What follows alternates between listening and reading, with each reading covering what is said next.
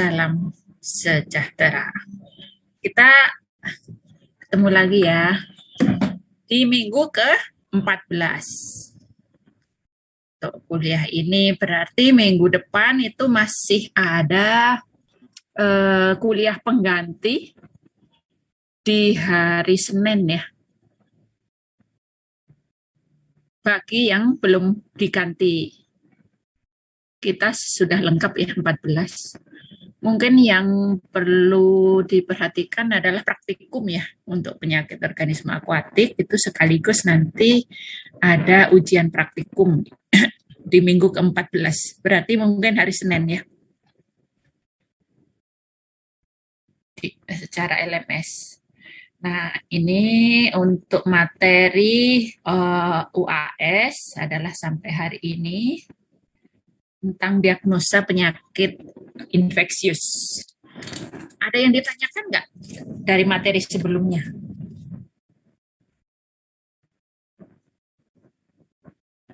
Kalau tidak ada, saya bisa share screen ya.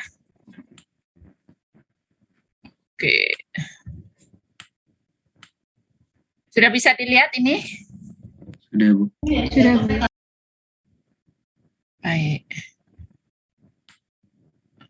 Oke, jangan lupa mengisi presensi kehadiran ya di IPB Mobile. Oke. Jadi untuk diagnosa penyakit infeksius itu kita sudah dari minggu 1 sampai minggu ke-13 itu sudah mengenal berbagai penyakit ikan, baik yang infeksius maupun non-infeksius. Penyakit non-infeksius itu datangnya bisa dari lingkungan, nutrisi, ya, kemudian dari genetik, ya, itu yang utama. Itu perlu pemeriksaan atau antisipasi dari semuanya itu, tapi ada yang khas antara penyakit infeksi dan kita bisa membedakan dengan penyakit non-infeksi ya. Karena biasanya ya ini ada gejalanya. Kalau untuk penyakit infeksi itu kita bisa mendiagnosa, melakukan diagnosa dengan pendekatan ini mikrobiologis. Artinya kita bisa menyediakan media untuk mengisolasi patogennya ya. Kalau untuk penyakit non-infeksi itu tidak ada kaitannya sebenarnya dengan patogen secara langsung ya. Mungkin kalaupun ada yang bisa memanfaatkan itu, tapi sebenarnya itu berdiri sendiri penyakit non-infeksi itu ya. Berdiri sendiri dan tidak ada kaitan langsung dengan agen patogenik. Nah, ini kalau kita yang infeksi itu mungkin sudah kita pelajari, terutama sebelum UTS itu kan ada penyakit bakteri, virus ya, kemudian fungi, parasit ya. Ya seperti itu penggolongannya ya. Kemudian kalau yang histologis ya, pendekatan histologis itu kita bisa ini merupakan langkah diagnosa juga ya untuk histologis itu. Kalau mikrobiologis itu kita targetnya ke agen penyakit ya. Agen penyakit itu nanti juga ada kaitannya dengan pemeriksaan molekuler itu ya. Karena agen penyakit itu bisa dilihat dengan konvensional maupun secara molekuler ya. Kalau yang histologis ini targetnya adalah efek yang ditimbulkan ya. Efek yang ditimbulkan. Jadi bukan lagi ke agen penyakitnya. Adakah di sana, siapa dia, itu kan mikrobiologis. Kalau histologis itu efeknya seperti apa yang ditimbulkan, kerusakan-kerusakan yang ditimbulkan di level sel atau jaringan itu seperti apa ya. Kemudian kalau yang imunologis itu juga efek ya, efek terhadap inangnya itu dengan pemeriksaan serum ya, kemudian gambaran darah ya, reaksi antigenik antibodi yang terbentuk itu imunologis ya. Kalau molekuler itu juga bisa untuk mendeteksi penyakitnya, agen penyakitnya ya. Dalam hal ini biasanya yang dilakukan adalah teknik-teknik yang berbasiskan PCR ya saat ini. Tuh. Oke. Nah, kalau infeksi pada tubuh inang, kita bisa mengenali dengan adanya abnormalitas yang ada dalam tubuh inang itu. Abnormalitas ini macam-macam ya, maksudnya abnormalitas morfologi atau struktur tubuh inang itu, atau juga dari abnormalitas misalnya parameter-parameter yang ada di situ. Ya, jadi efek infeksi ini abnormalitas ya, yang terdiri dari abnormalitas morfologi atau struktur tubuh dari inangnya maupun abnormalitas pada parameter-parameter termasuk parameter darah ya, kemudian parameter imunologis yang lain itu. Mungkin ada yang melonjak tajam gitu akibat infeksi, tapi ada juga yang turun tajam gitu ya. Jadi itu di atas ambang kewajaran itu, normalitas. Nanti biasanya kalau kita melakukan penelitian itu makanya ada kontrol ya, selalu ada kontrol. Nanti Anda kan masih semester 5 ya. Semester 6 itu udah harus mempelajari ke arah minat ya, ke arah minat. Nanti Anda harus mungkin di akhir semester 5 harusnya memilih itu ya. Semester 6 itu sudah punya pilihan masuk divisi apa Anda ya, divisi Sistek itu sekarang jadi manajemen aquaculture ya, kemudian reproduksi dan genetik, lingkungan, kemudian nutrisi ikan atau kesehatan ikan itu ya. Nanti dari situ Anda harus sudah mulai banyak mengumpulkan pustaka-pustaka ya, dari belajar dari kakak kelas. Termasuk ini nanti kalau Anda sebenarnya kalau begitu melakukan diagnosa itu ada kaitannya dengan ya, selalu bisa dikaitkan antar divisi ya. Jadi bisa saja tidak hanya melulu fokus ke penyakit, tapi di sini bisa kaitannya penyakit dengan faktor genetik ya, kemudian penyakit dengan nutrisi, penyakit dengan lingkungan itu juga erat ya. Kemudian dengan faktor pengelolaan atau manajemen budidaya itu juga bisa. Nah, kalau abnormalitas ini sudah kita banyak belajar dari sejak tatap muka pertama ya, gejala-gejala atau manifestasi klinis. Seringkali kita menyebutnya gejala klinis atau kalau kedokteran hewan sering diistilahkan dengan manifestasi klinis. Tahapan-tahapan prosedur apa saja kalau terjadi penyakit infeksi itu yang mungkin untuk penelitian S1 ya, S1 itu bisa mengambil salah satu saja dari sini ya, salah satu atau salah dua topik di sini ya. Bisa melakukan isolasi dan koleksi, kemudian mengidentifikasi siapa si agen patogennya itu ya. Isolasi dan koleksi. Kemudian ada yang karakterisasi in vitro ya. Karakterisasi in vitro ini ya misalnya sudah ketemu virusnya atau ketemu bakterinya, kemudian dikarakterisasi misalnya morfologi selnya bentuknya seperti apa, pewarnaan gram, pewarnaan spora, pewarnaan kapsul ya, berbagai pewarnaan, kemudian sampai mengidentifikasi secara fisiologis dan biokimia itu bisa dilakukan karakterisasi in vitro.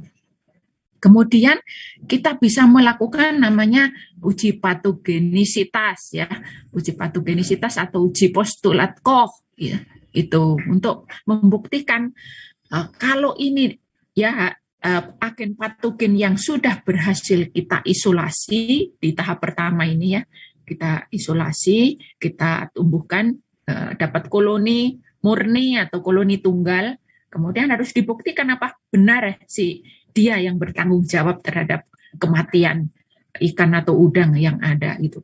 Nah itu agen patogennya harus disuntikkan kembali ya, disuntikkan kembali ke ikan atau udang yang sehat Kemudian apakah menimbulkan penyakit yang seperti yang sebelumnya yang kita isolasi, inang yang kita isolasi, agen penyakitnya itu disuntikkan kembali. Jadi ya, ini juga bisa di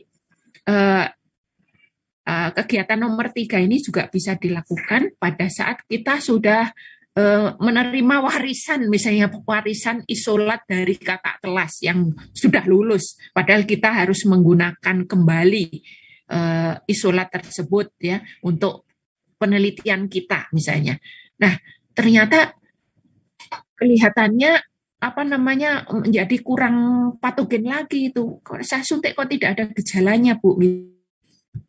Tidak ada gejalanya. Nah, itu harus dikembalikan lagi kemampuan dia atau virulensi itu terhadap ikan yang akan kita gunakan. Biasanya disuntikkan kembali ya, kemudian kita isolasi lagi, yang dapat yang paling dominan lagi, kita suntikkan lagi, sampai berulang-ulang. Nah, itu bisa membangkitkan kembali sifat virulensi atau keganasan ya. Ingat ya, virulensi itu patogenisitas beda ya. Patogenisitas itu sifat patogenik itu sifat menimbulkan penyakit ya. Kalau virulensi itu keganasannya ya, tingkat keparahan dari penyakit yang ditimbulkan itu kaitannya dengan virulensi itu ya. Kemudian kita bisa melakukan uji in vivo ya. Kalau kita penelitiannya memang misalnya ya untuk melihat efek probiotik ya. Probiotik itu kan nanti harus diuji tantang ya. Kemudian untuk melihat efek vaksinasi ya, itu kan juga harus diuji tantang ya.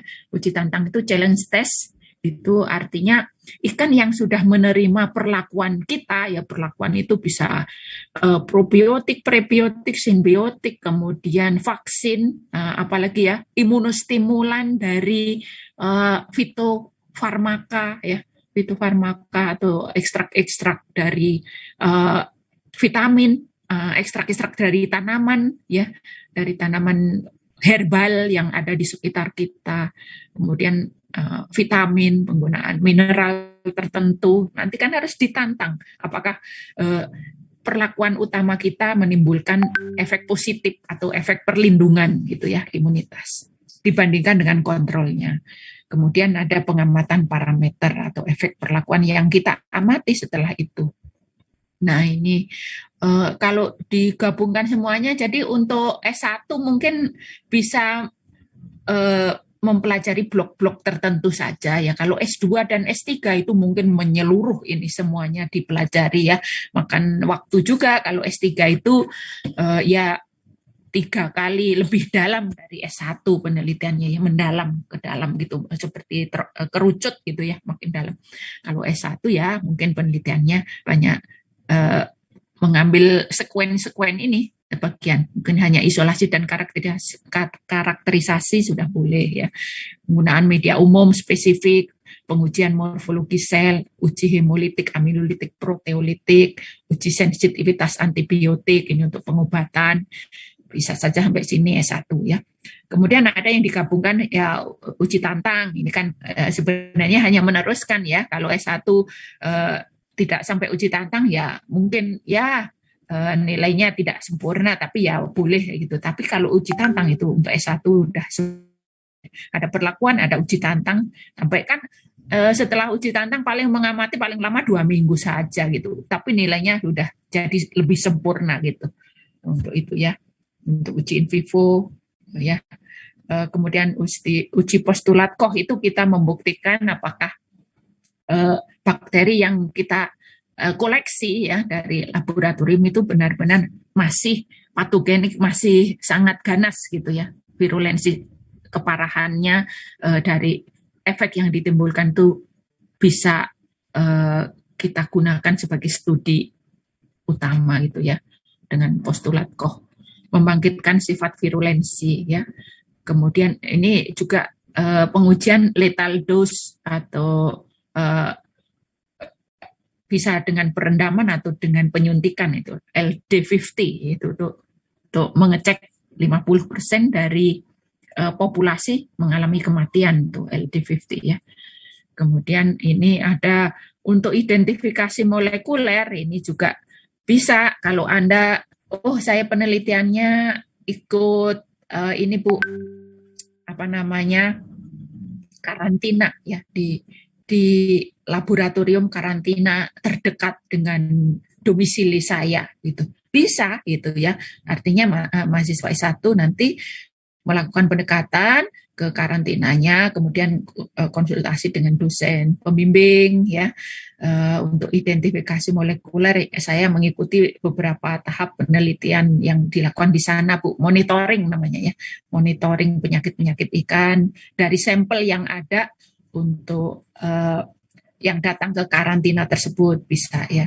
Jadi itu biasanya tidak berdiri sendiri juga bisa. Kalau molekuler kan hanya berbasiskan PCR, tapi digabungkan dengan ini uji biokimia, fisiologis dan biokimia, uji gula-gula ini semua bisa dijadikan satu skripsi sendiri ya.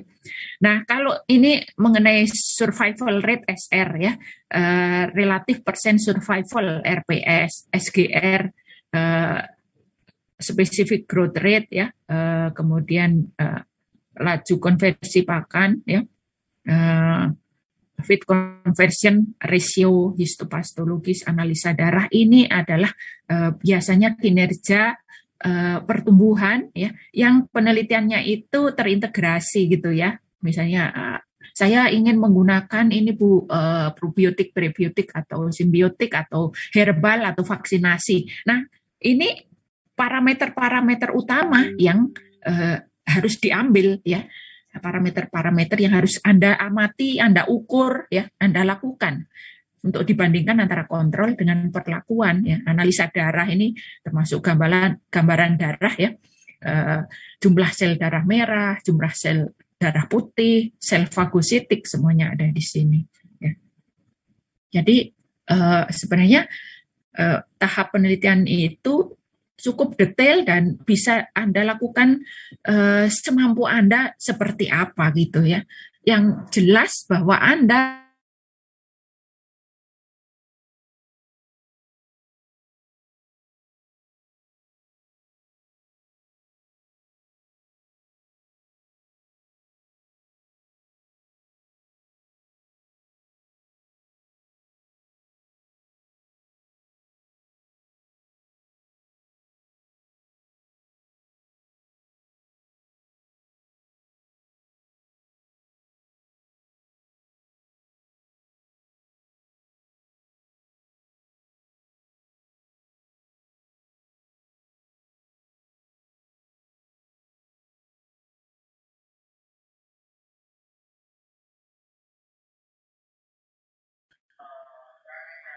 Halo. Ini terputus ya? Tes.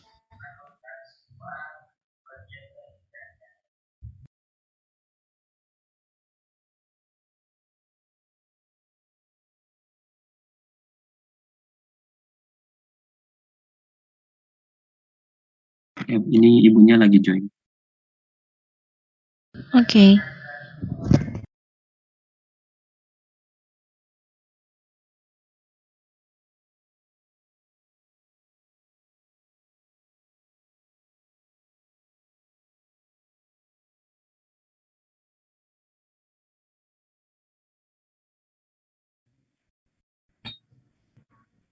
bisa mendengar lagi. Waduh, saya terlempar nih. Sambungannya kurang bagus. Thomas, bisa mendengar? Bisa Bu, jelas Bu. Bisa Bu. Ya, kita lanjutkan. Sorry ya. Bukan kemauan saya. Oke, kita lanjutkan kembali. Untuk isolasi bakteri patogen potensial ini sebenarnya Anda bisa melakukan ya, dan bisa penelitian ini bisa sekaligus berpotensi mengumpulkan bakteri-bakteri probiotik ya. Sekali pekerjaan Anda bisa melakukan dua arah gitu. Yang pertama adalah untuk melihat apakah bakteri-bakteri yang ada di lingkungan ya termasuk tubuh ikan itu bersifat patogenik dan bisa digunakan untuk koleksi selanjutnya ya. Kemudian apakah juga yang kan dalam mengoleksi itu kita nggak hanya dapat satu ya, kita dapat puluhan, bisa bisa bahkan bisa sampai ratusan isolat ya. Mana yang patogenik, mana yang probiotik itu bisa dipisahkan nanti, diidentifikasi atau dikarakterisasi lebih lanjut gitu ya. Nah, untuk isolasi bakteri patogen potensial dari mana didapatnya? Biasanya pertama dari borok ya, dari luka yang ada. Kemudian juga dari usus ikan. Ya, paling mudah itu dari insang yang yang hancur, dari darah sebenarnya juga bisa ya. Kemudian harus dilakukan pengenceran. Anda kan sudah ada di mata kuliah mikrobiologi akuatik ya, harus melakukan ini isolasi di media yang spesifik bisa ya, media yang umum bisa. Yang jelas harus jadi koloni tunggal ya, kemudian dipisahkan isolat-isolat pilihan, digores kuadran seperti ini sampai murnikan kembali pokoknya ini ya. Fungsinya memurnikan kembali. Sayangnya Anda belum pernah memegang ini ya, cawan Petri ya. Wah, itu perlu latihan khusus ya. Mungkin kalau nanti benar-benar penelitian, padahal Anda tidak pernah bekerja di lab, untuk praktikumnya ini karena efek pandemi ini masih beberapa tahun ke depan masih berefek ya. Tidak pernah masuk di laboratorium dan memegang cawan Petri, ini harus latihan nanti yang masuk ke LKI ini ya, menggoresnya seperti apa, ini namanya gores kuadran, sampai dapat koloni tunggal, dimurnikan, kemudian ada pewarnaan gram untuk identifikasi siapa namanya itu ya. Pewarnaan gram ini melihat struktur sel maupun termasuk golongan gram positif atau negatif ya, sampai dapat isolat murni ini ya. Isolat murni yang sudah siap pakai itu ya, yang sudah koloni tunggal yang diperbanyak seperti ini tadi ya. Kemudian dimasukkan sini dan ini di agar miring namanya ya, bisa disimpan mungkin ukuran minggu ya, bisa sampai sebulan gitu. Tapi untuk sampai 1 tahun ini mungkin akan mati ya, harus disimpan di gliserol ya biasanya gitu. 25% gliserol kemudian di minus 20. Nah, kemudian selanjutnya adalah karakterisasi bakteri patogenik dan non-patogenik ini. Supaya dibedakan ya nanti dengan namanya uji postulat Koch itu ya, uji LD50 ya. Jadi koloni yang dengan probabilitas paling tinggi itu ditemukan, paling melimpah atau paling dominan istilahnya. Pelimpahan paling tinggi itu artinya koloni yang serupa dan banyak. Nah, itu dugaannya dia yang tanggung jawab terhadap kematian ikan atau penyakit ikan biasanya ya. Kemudian adanya koloni yang unik yang beda satu dengan yang lain, ini juga kita koleksi ya, yang perlu diisolasi atau dikoleksi. Nanti dapat koloni murni. Ya, untuk uji selanjutnya ini uji kemampuan bakteri itu seperti apa ya, karena dia mungkin kalau belum tahu dia patogenik karena belum diuji postulat Koch ya, harus diuji coba kemampuan positifnya ini ya untuk potensi sebagai probiotik. Ada uji proteolitik ya, kemudian amilolitik, kemudian ada uji sensitivitas terhadap antibiotika ya. Antibiotika ini karena diperlukan untuk penanda ya, nanti penanda resistensi terhadap antibiotika tersebut. Ya, harus dicatat semuanya ya. Termasuk ini adalah proses karakterisasi sifat-sifat dari isolat-isolat itu ya. Oke, sampai sini ada pertanyaan enggak? Untuk penelitian ke arah kemampuan probiotik ya, apakah dia mampu probiotik atau tidak, ini ada uji selanjutnya yaitu uji antagonistik ya, secara in vitro. Artinya dikultur bareng dalam satu tabung reaksi itu, kultur cair itu dengan metode kultur bersama ya. Jadi nanti dicampur antar, ya ada kontrolnya pasti ya, satu kultur itu yang hanya isolat patogen saja, tidak dicampur. Yang kedua, patogen dicampur dengan ini, isolat-isolat yang potensi sebagai probiotik, misalnya dinamai isolat A, B, C, D, sampai Z gitu ya. Dilihat, kemudian besoknya di plating lagi. Jumlah masing-masing itu ya bagaimana membedakannya, Bu, bahwa ini adalah isolat patogen, yang ini adalah isolat kandidat probiotik itu? Ya harus dibuat resisten antibiotik yang berbeda ya. Makanya yang satu misalnya dibuat Vibrio atau Aeromonasnya itu resisten terhadap ampicillin. Kemudian yang bakteri A, B, C, D, E sampai Z tadi dibuat resisten terhadap streptomycin misalnya. Nanti berarti kita kalau mau menghitung yang Aeromonasnya saja patogennya itu di dalam petrinya ditambahkan ampicillin ya. Kalau mau menghitung yang ABCD-nya tadi isolat kandidat probiotik ya harus diberi streptomycin. Jadi nanti kita bisa yakin bahwa jumlah Vibrio itu ternyata Vibrio atau Aeromonas tadi tertekan kalau kita kultur bersama ya dibandingkan dengan kontrolnya ya. Kan kontrol tadi hanya Vibrio saja atau Aeromonas saja tanpa diberi atau tanpa dikultur bersama dengan kandidat probiotik seperti itu ya. Jadi itulah fungsinya untuk melakukan uji sensitivitas terhadap antibiotik itu, karena untuk memberi penanda atau ditandai itu ya bahwa ini adalah isolat A, B, C, D, ini adalah isolat Vibrio atau Aeromonas. Tuh ya. Nah, ini parameter virulensi termasuk untuk nilai LD50 itu ya, lethal dose.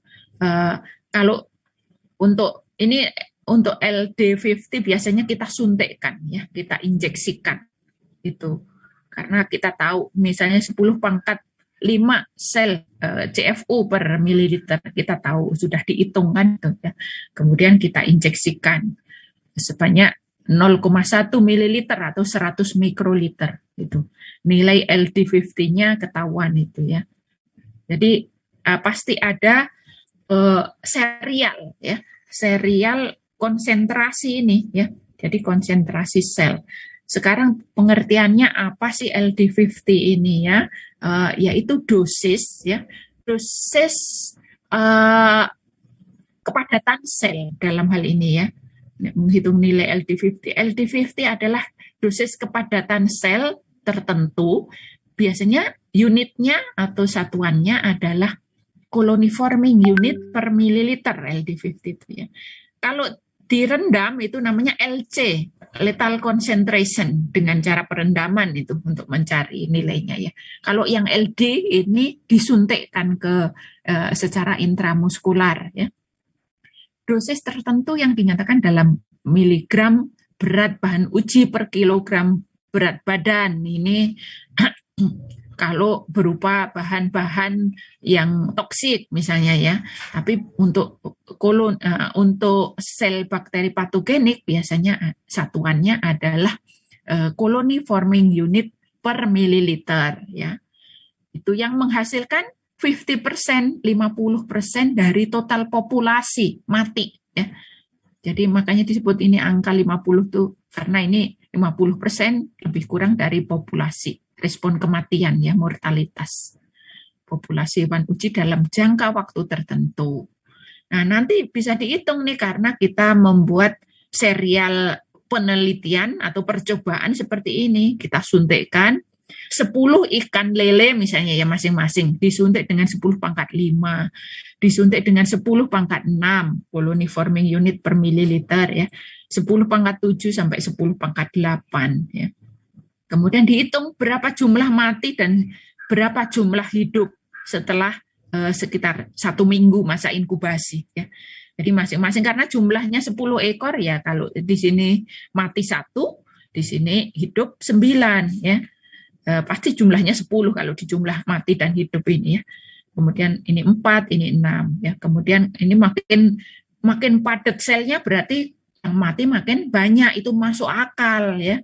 Kalau yang tidak masuk akal tuh ya kadang memang ada yang seperti itu ya, tidak masuk akal. Nah itu ada kesalahankah percobaannya atau ada abnormalitas itu di mana, kita cek satu-satu itu ya. Bahkan ada yang mengulang kalau ini ya, penelitiannya kan hanya sekitar ya dengan persiapan mungkin paling lama 10 hari itu ya. Ada yang tidak puas, Bu, saya mau mengulang LD50-nya, nilainya aneh, masa disuntik berbagai kepadatan, ininya sama gitu.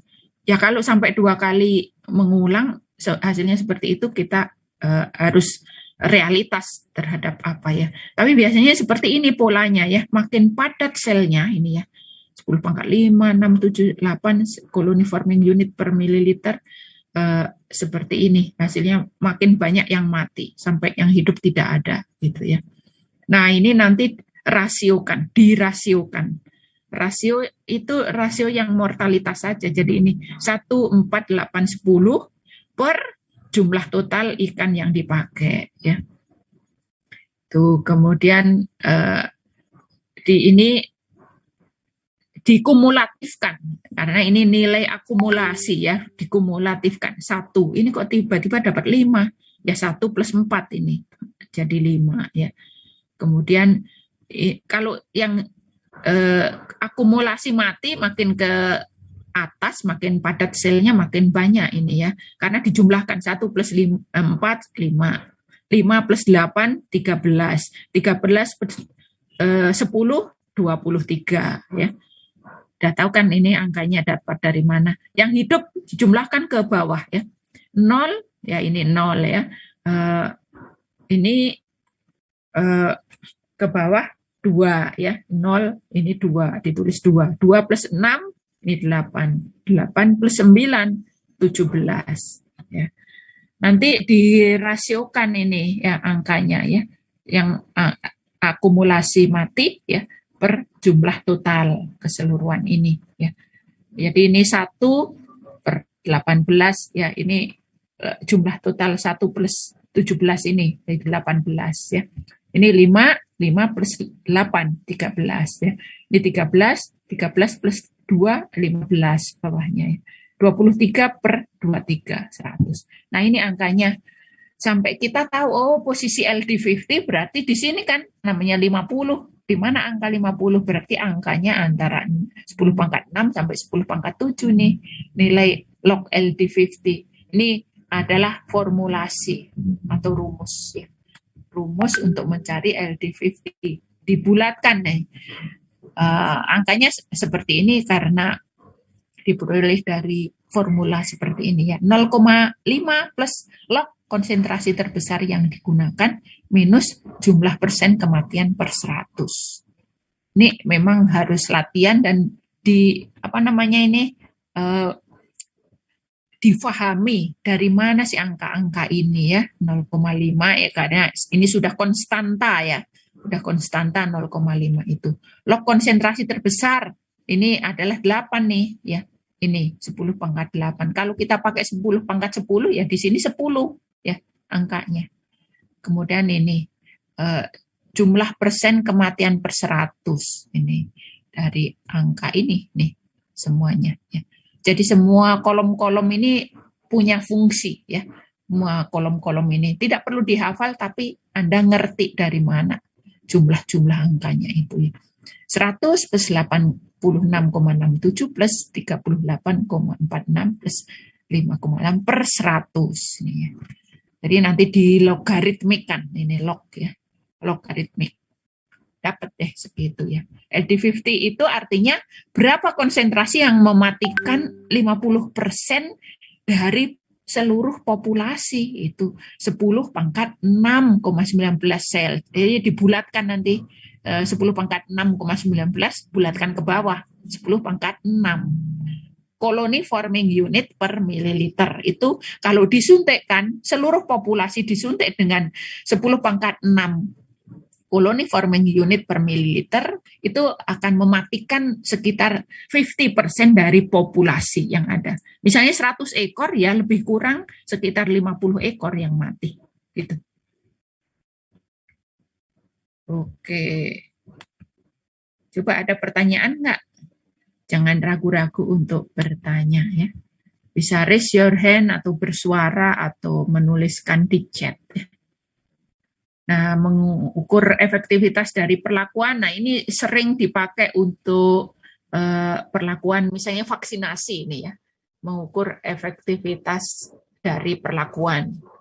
Nah, biasanya parameternya adalah RPS, singkatan dari Relative Percent Survival, ya, dan formulanya seperti ini. RPS, Relative Percent Survival. Jadi biasanya kalau vaksin yang baik itu RPS-nya lebih dari 50% gitu ya. 1- vaccination mortality. Jadi berapa kematian dari ikan yang sudah divaksin ya, sudah diuji tantang ya, setelah diuji tantang berapa persen ini misalnya kematian yang ikan yang sudah divaksin kemudian diuji tantang itu misalnya 70%. Tapi kontrolnya juga dilihat berapa persen kontrol mortalitas. Kalau kontrol ternyata yang mati 90%. Nah, berarti 70 per 90 kali 100. 1 minus jumlah itu.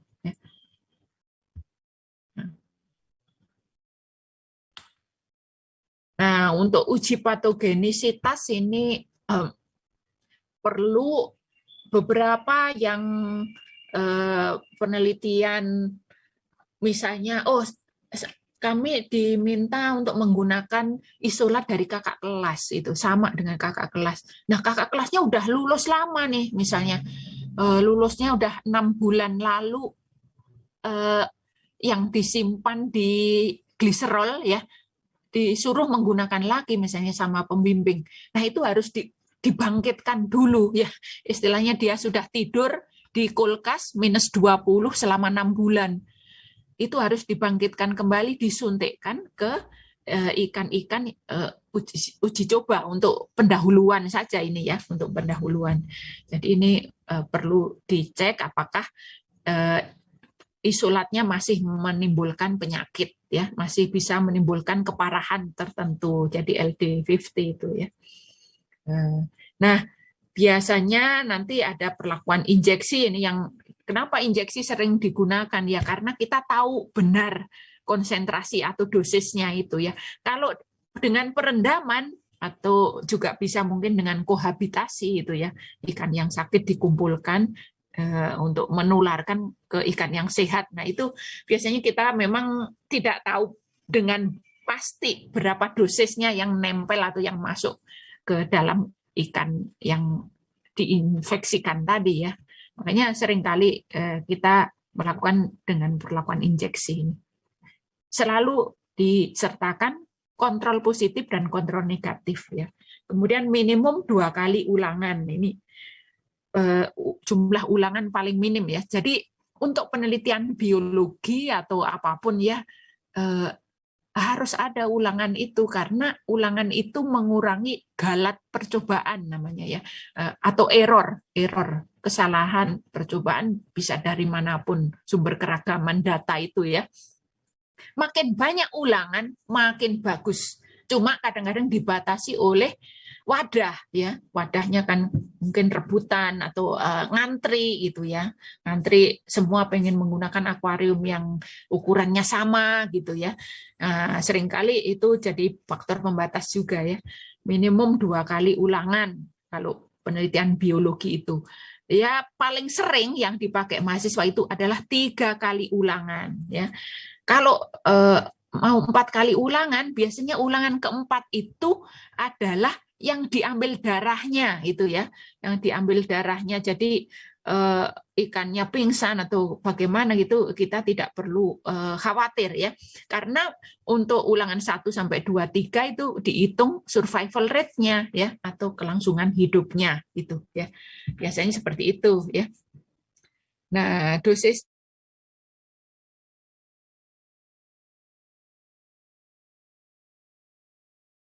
sakitnya berapa lama, biasanya ini dikorelasikan dengan kita melihat apa dosis suntikannya itu berapa dan sifat-sifat bakteri satu dengan yang lain itu berbeda-beda. Kadang ada yang bakteri yang cepat sekali menimbulkan penyakit dalam waktu 1 hari sudah tampak timbul gejala, tapi ada yang rata-rata ya sekitar 3 hari baru nampak gejalanya itu. Makanya perlu di masa inkubasi itu antara ya jangan sampai 5 hari langsung di stop penelitiannya, itu terlalu pendek ya. Rata-rata 7 hari mungkin ya. Kalau yang bagus ya sampai 10 hari atau 2 minggu lah itu pasca uji tantang, pasca disuntik itu ya. Makanya kalau untuk jurnal internasional ya seringkali kalau baru 7 hari atau 10 hari mereka nggak mau nerima draft kita untuk dipublikasikan gitu ya. Kadangkala bahkan perlu 2 minggu atau 1 bulan kalau jurnal internasional ya. Makanya memelihara ikan itu juga kalau hanya 10 dalam waktu 40 hari sering ditolak itu untuk dipublikasikan, mereka nggak mau nerima ya. Tapi kalau jurnal nasional kadang-kadang ya masih diterima saja ya. Levelnya jadi beda ya. Jurnal internasional dan jurnal nasional. Nah, untuk uji in vivo itu adalah uji yang menggunakan hewan uji ya, tes yang menggunakan atau eksperimen yang menggunakan hewan uji. Kalau in vitro itu hanya dilakukan di tabung reaksi, cawan Petri ya, masih di skala laboratorium yang tidak menggunakan hewan uji itu ya. Kadang-kala kita tanyakan itu di sidang sarjana gitu ya, sidang sarjana itu apa yang dimaksud uji in vitro ya. Ada yang tidak bisa menjawab deh. Ada apa yang dimaksud uji in vivo ya. Vivo itu viva ya, dari kata istilah hidup artinya ya. In vivo jadi menggunakan hewan uji berupa ya bisa mencit, bisa ikan kita biasanya ya, bisa menggunakan udang itu ya. Nah, ini challenge test itu adalah uji tantang ya. Biasanya kita kalau untuk budidaya untuk membuktikan apakah perlakuan yang kita sudah berikan sebelumnya itu memberikan pengaruh pembangkitan respon imun misalnya ya. Apakah ya itu bisa dengan perlakuan vaksin, perlakuan nutrisi, bahkan ya nutrisi diberi vitamin dengan kadar yang berbeda. Apakah menimbulkan respon imun lebih baik? Nah, itu sebenarnya laboratoriumnya nutrisi ya, tapi ada keterkaitan dengan kesehatan ikan gitu ya. Jadi ada yang penelitiannya nutrisi itu. Kemudian kalau penelitiannya lingkungan juga bisa, apakah efek misalnya bioremediasi menimbulkan respon imun lebih baik pada ikan. Ya, itu nanti diberikan respon efek-efek bioremediasi bisa dengan menggunakan tanaman yang yang bisa menurunkan atau mereduksi amonia, kemudian bisa dengan perlakuan berupa bakteri probiotik yang mereduksi amonia atau H2S gitu. Jadi kaitannya lingkungan tapi ke kesehatan ikan. Kalau untuk lab kesehatan ikan sendiri ya dengan vaksinasi, dengan probiotik, prebiotik dan simbiotik, dengan herbal ya, kemudian dengan aplikasi nukleotida ya, yang itu bisa membangkitkan imunitas atau imunostimulan ya.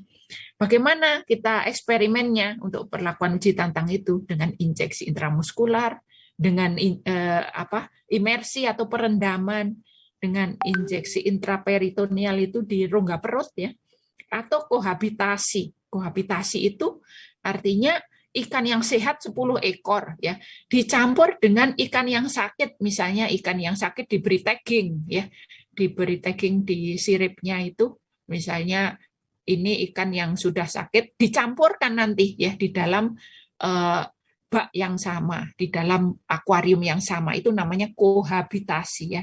Jadi antara campuran populasi ikan yang sehat tadi, ikan percobaan kita, dengan ikan yang sakit. Apakah bisa menular secara horizontal? Kemudian parameternya adalah gejala klinisnya ya yang timbul. Makanya untuk membedakan ikan yang sakit dengan ikan yang sehat itu di tagging namanya ya, diberi label misalnya dengan benang, diberi tulisan yang tidak yang kedap air itu ya tulisannya itu. Jadi dilabeli itu. Kemudian survival rate, konsumsi pakan, hematologi ikan, ini gambaran darah ya. Kemudian ada rancangannya. Nah, kalau untuk udang, metode infeksi yang paling sering digunakan apa? Kita juga mengenal untuk udang itu adalah injeksi ya, injeksi intramuskular, biasanya di ruas ketiga sampai ruas keempat ini ya. Mungkin nanti ada yang penelitiannya udang ya, bagaimana melakukan eksperimental infection ya, atau infeksi secara eksperimen pada udang. Ini dengan jarum yang jarum spit ya, yang sangat kecil gitu untuk udang tuh ya, yang jarumnya halus gitu. Kemudian disuntikkan ke ruas ke-3 dan 4 ini biasanya. Gitu. Ini juga untuk mengenalkan Anda terhadap aspek-aspek penelitian yang akan datang. Kemudian analisa darah. Nah, ini termasuk parameter yang hampir semua mahasiswa LKI melakukan kalau ada perlakuan uji tantang ya. Analisa darah ini diambil biasanya pertama di awal percobaan ya, H0 sebelum dilakukan perlakuan apapun diambil itu sebagai nilai basal siapapun itu ya, kontrol maupun ikan uji coba ya. Kemudian pengambilan darah dilakukan ini ya untuk ngitung nanti ya hemoglobinnya berapa, HB ya, hematokrit berapa, jumlah sel darah merah, jumlah sel darah putih ya. Kemudian sel darah putih yang berbeda-beda bentuknya itu dihitung ya. Ada monosit, neutrofil dan sebagainya ya. Diferensial leukosit ini parameternya ini. Nah, kita lihat di hari ke-0 kemudian hari terakhir masa pemberian perlakuan itu kadangkala juga perlu di tengah-tengah ya. Itu mahasiswa yang rajin juga melakukannya dari H0, H di tengah-tengah sampai hari ke terakhir masa uji coba sebelum uji tantang ya. Sebelum uji tantang itu diambil juga ya. Jadi setelah uji coba, setelah itu diuji tantang ya. Pasca uji tantang juga diambil ya parameternya darah itu. Pasca uji tantang sampai akhir percobaan tuh, untuk analisa darah. Tuh ya dengan mikrocup yang sudah diberi natrium sitrat ya. Jadi supaya darahnya tidak beku kalau tidak diberi larutan itu koagulan, antikoagulan itu akan beku darahnya ya. Jadi ini harus diberi NaCitrat. Kemudian dilakukan uji analisa darah ya. Kemudian ada parameter yang lain, respiratory burst activity dan lysozyme ya. Kemudian ya kalau udang dari mana? Ingat ya, udang itu sistem peredaran darahnya terbuka ya. Jadi udang tidak memiliki pembuluh darah. Jadi lebih mudah ngambil darah udang itu atau yang disebut hemolim ya. Ini cairan darah udang ya. Hemolim nanti kita ambil dari ruas ke pertama sekitar sini ya. Diambil cairannya ya. Kemudian kita lihat ya, kalau di udang itu, nah kalau di ikan kan lebih mudah lagi ya, ada eritrosit, leukosit, kemudian diferensial leukosit ya. Kalau di udang ini ada semi granular ya, yang keseluruhan ya. Kemudian ada granular, semi granular ini ya. Kita bisa membedakan antara ya ada yang panjang ya, long dan granular, tapi biasanya jarang gitu ya. Untuk sel darah di udang itu ada granulosit, agranulosit ya, hematosit keseluruhan, sel darah udang juga dihitung. Nah ini untuk sudah ada, Anda tinggal membaca pengertiannya apa sih yang dimaksud respiratory burst activity ini ada hubungannya dengan kemampuan si inang ya untuk mengeliminir patogen ya. Kemampuan si inang dalam hal ini ikan atau udang ya untuk mengeliminir patogen karena adanya pembentukan anion superoksida itu ya. Nah, natrium, nikotin amida, adenin dinukleotida fosfat oksidase, namanya enzim NADPH oksidase. Jadi ini karena dia mampu untuk menghasilkan semacam apa ya? Ini burst itu kan letupan ya, sesuatu yang sifatnya membasmi ya, karena ada efek hidrogen peroksida itu ya, sifatnya bakterisidal, menghancurkan atau mematikan bakteri patogen ya. Jadi bisa diukur punya dari mana ya, nanti kan mengambil darah tadi ya, dihitung ambil serumnya dan dihitung ditambahkan substrat ya, kemudian kita bisa mengukur efeknya itu dengan menggunakan secara spektrofotometri ya, spektrofotometri dengan menggunakan ELISA reader itu ya. ELISA reader tahu kan ya, yang ada di laboratoriumnya Mbak Lina itu bisa dipakai di sana ya. Jadi ada substrat, kemudian ini kan efek enzimatis ya. Ada enzim, nanti ada produk yang dihasilkan. Bisa diukur dengan spektrofotometri ini. Yang dihitung kan optic density-nya itu ya, optical density. Kemudian ada ngitung juga efek lisozim ya, lisozim karena ini lisozim ini juga merupakan kemampuan inang ya untuk menghancurkan dinding sel dari bakteri patogen, memutuskan ikatan glikosidik antara N-asetilmuremic acid dan N-asetilglukosamin ini di peptidoglikansi patogennya itu ya, dinding sel bakteri gram positif dan gram negatif itu bisa dieliminir. Nanti jadinya kalau si inang atau ikannya memiliki kemampuan ini ya, jumlah patogen akan tereduksi karena lisis ya, jumlah patogen akan tereduksi. Jadi itu background atau teori di belakang mengapa sih lisozim juga perlu digunakan sebagai parameter itu ya. Jadi ada ini penghitungan lisozimnya di sana. Oke. Nah, ini analisa darahnya seperti itu dilakukan ya. Ada proses fagositosis ya. Juga bisa diamati di bawah mikroskop ya. Proses fagositosis ini bisa diamati di bawah mikroskop dengan cara apa? Ya tadi kan darahnya sudah diambil. Itu bisa memuat belasan parameter ya. Bisa digunakan untuk melihat belasan parameter kalau dihitung satu persatu ya. Termasuk efek fagositik dari darah itu atau disebut AF ya, aktivitas fagositik.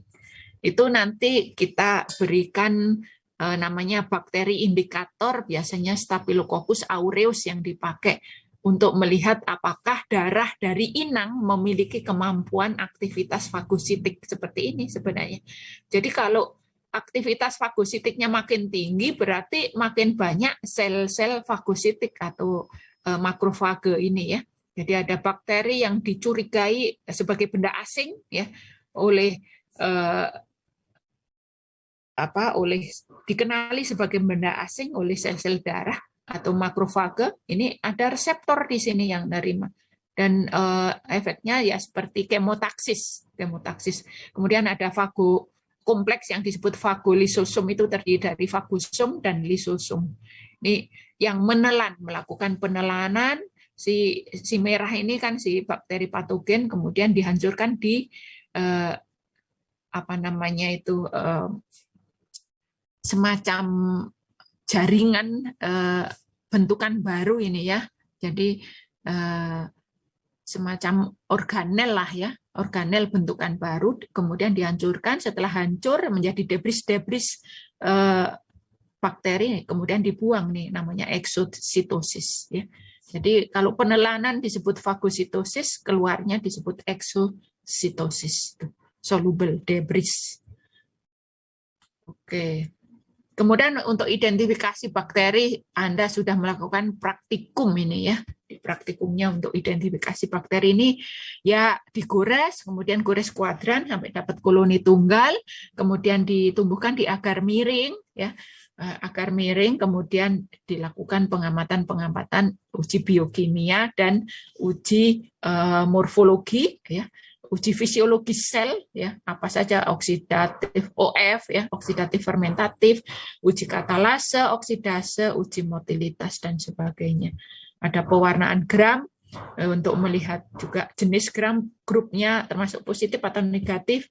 Sebagian besar bakteri patogen pada ikan itu sampai saat ini penelitian ya, termasuk gram negatif mereka ya. Jadi ada, tapi tidak menutup kemungkinan gram positif juga patogenik. Ada beberapa jenis bakteri gram positif yang patogenik seperti Streptococcus ya, Iniae, Agalactiae, kemudian ada Mycobacteriosis itu ya, Mycobacterium dan sebagainya. Kemudian dilihat morfologi selnya seperti apa serta penataan koloninya. Sekarang ada namanya uji API, AP20E ya, sudah ada. Ya, kemudian kalau yang mau ringkas 16S rRNA gen ya. Jadi itu dengan PCR. Nanti sudah ketemu di sequencing ya, setelah dilakukan PCR, dilakukan sequencing, ketemu bakteri apa setelah diblaskan ya. Nukleotida blast. Itu dengan gene bank. Kemudian untuk antibiotik tes ini beberapa manfaat dari uji terhadap antibiotik itu digunakan pertama untuk melihat sensitivitas bakteri asal ikan ya atau dunia aquaculture apakah masih sensitif atau resisten terhadap berbagai antibiotika yang digunakan untuk pengobatan nanti ya. Jadi masih ada peluang untuk bisa mengatasi penyakit ya dengan menggunakan pendekatan antibiotik, pemanfaatan antibiotik, dan kita harus mematuhi aturan pemerintah ya, karena sudah jelas antibiotika yang diperbolehkan ya, diizinkan untuk digunakan, serta antibiotika yang dilarang untuk digunakan di dunia aquaculture ya, karena itu kaitannya dengan penggunaan di dunia kedokteran manusia supaya tidak ada peluang untuk meningkatkan resistensi antibiotik pada patogenik manusia ya, sangat mengkhawatirkan itu, sampai makanya tidak boleh overlap atau apa yang digunakan untuk kedokteran manusia juga digunakan untuk ikan. Nanti itu kan sebenarnya peluang gen resistensi antibiotik itu untuk bertukar ya di alam itu sangat besar ya, sangat besar. Jadi kalau sampai patogen-patogen pada manusia juga mengambil sifat resistensi antibiotik dari alam, itu adalah semacam kiamat gitu ya bagi dunia kedokteran manusia itu. Jadi istilahnya yang penyakit-penyakit ringan tidak bisa lagi diobati gitu ya dengan antibiotika, padahal dokter-dokter masih sangat berharap bahwa antibiotik bisa menyelesaikan penyakit infeksi pada manusia itu ya. Oke, untuk perikanan juga sekarang ini menjadi concern ya, kalau kita ikut World Aquaculture Symposium ya, misalnya di tingkat dunia, pernah di Surabaya, pernah Asia Pasifik ya, kemudian di Eropa, itu sampai ada satu forum kecil ya sendiri untuk membahas mengenai penyebaran sifat resistensi antibiotik di dunia aquaculture karena juga makin mengkhawatirkan ya. Tuh. Nah, untuk alasan penggunaan sebagai penanda di lingkup laboratorium ya masih digunakan juga, meskipun ya karena itu paling mudah ya untuk menandai antibiotik menandai ini isolat kita, ini isolat probiotik itu, karena nanti tinggal di petrinya itu tinggal dibubuhi antibiotika itu yang berbeda-beda gitu ya, untuk membedakan satu isolat dengan isolat lain itu masih digunakan sampai sekarang. Ya, meskipun tidak disarankan, tapi apalagi sampai sekarang itu enggak. Yang paling mudah digunakan adalah penandaan dengan antibiotika ini ya. Itu. Oke, ini kita lihat ya beberapa isolat ya dari yang kita kumpulkan di ikan nila maupun ikan lele di kolam bawah itu, yang kolam milik fakultas yang ada kolam BDP itu ya, ternyata banyak sekali yang masih sensitif, alhamdulillah ya. Tapi kita lihat ini artinya masih banyak yang S gitu ya. Tapi coba dilihat ini PG itu penisilin G ya. Penisilin itu banyak dihasilkan secara alami juga. Ternyata ini banyakkan isolat yang kodenya seperti ini sudah resisten ya. Penisilin itu kan keluarga dari ampicillin, amoxicillin, jadi bisa dipastikan kalau dia resisten terhadap penisilin G50 ini ya, G50, dia juga resisten terhadap ampicillin, terhadap amoxicillin ini juga R ya. Hanya ada 2 yang masih sensitif dari sekian isolat ya. Oke, ini kita sudah pernah melakukan ya, makin